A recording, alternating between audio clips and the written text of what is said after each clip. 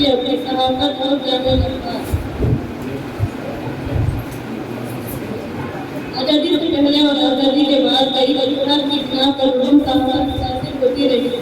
कई सालों बाद जब हालात आज़ाद होने लगे तो मुल्क की रियासतों में उर्दू सहाफत का वजूद बाकी रहा। उर्दू सहाफत के इब्तदाई दौर में कोई भी अखबार और नामे हुआ नहीं होता था। ये हफ्त रोज़ा सह रोज़ा नामा होते थे। इन अखबारों में जो खबरें शाये होती थी वो बेशतर अंग्रेज़ी अखबार से दी जाती थी। तो अखबार की महदूद जराये की लड़ाई में तेरा रेशा भी महदूद थी, लेकिन इसके बावजूद